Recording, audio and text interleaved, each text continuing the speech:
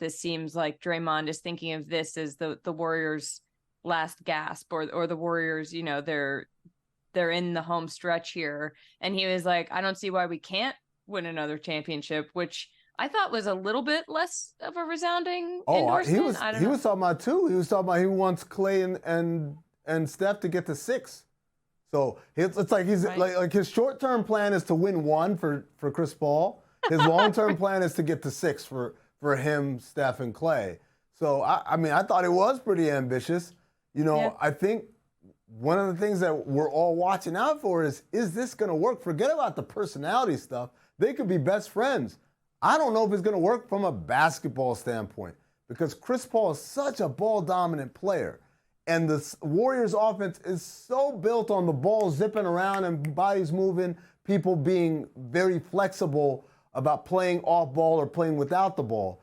If you have Chris Paul out there, can he adjust to that style of play? Some people have suggested, oh, no, when Chris is out there, they'll just switch the way they play. But it's not that easy. I remember the Lakers, when they signed Gary Payton and Karl Malone, the idea was, oh, we'll run triangle when Shaq and Kobe are out there. And then when it's just GP and Karl Malone, we'll run a pick-and-roll offense. And it doesn't work like that. It's very hard to establish a schizophrenic offensive system, particularly one that's as vastly different as that, one that is so motion-heavy like the Warriors' offense versus Chris Paul, ball-dominant, regular point guard stuff, unless you're going to play him at power forward, in which case then I think it works. You can throw him at the elbow and he can do all these other things. But I don't know if that's a very reasonable thing to expect, particularly if Draymond Green's on the floor as well. Yeah, I think the statistic was that the Warriors' average time holding onto the ball was 2.6 seconds, and Chris Paul's was like 5.7 seconds, which is a huge, huge difference. I mean, how long do you think that Draymond is going to play for, realistically?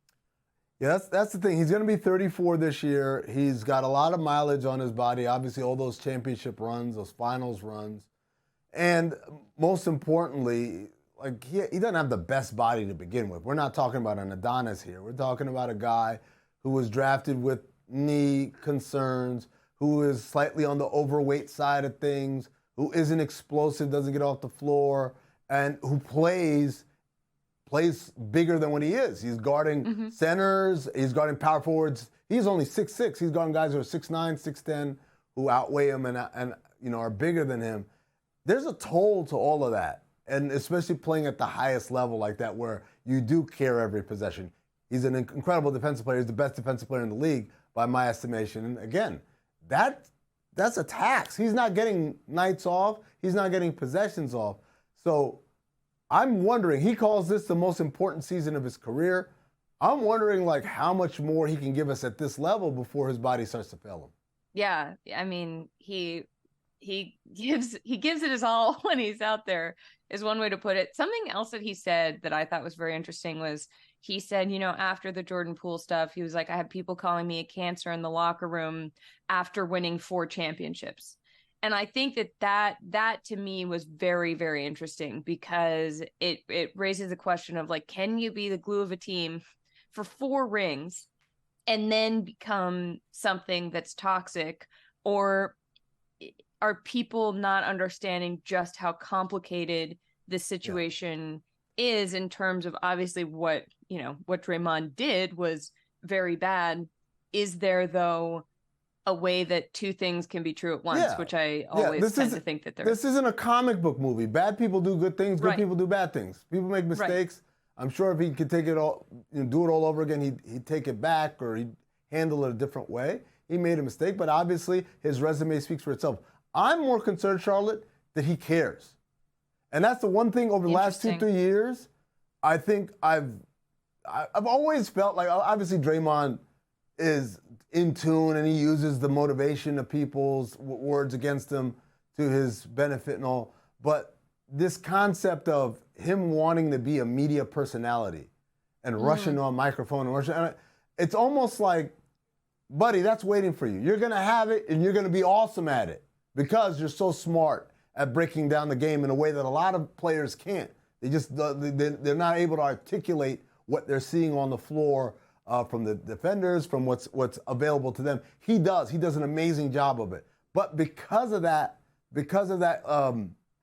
infatuation with media and being front facing, I feel like there's a part of him that is becoming distracted by things that have nothing to do with the game. Who cares what they're saying? Your teammates know who you are. Your coaches know who you are. Go be that person in there, win, and take care of all that stuff later on. Well, I think being in the media while you're playing is dangerous for another reason, which is that being in the media and having something take off, there's a dopamine rush. Like when he was recording podcasts after that 2022 finals run and they were shooting to the top of the charts, like there's a psychological thing. It's like, when people get addicted to social media because you get all these likes coming in, like he was getting such attention and validation that I think it can be hard to unplug from that. It can be hard. He's like, wait, I can have both of these things. Like I can have the top podcast and I can be playing in the finals. Why can't I keep that going?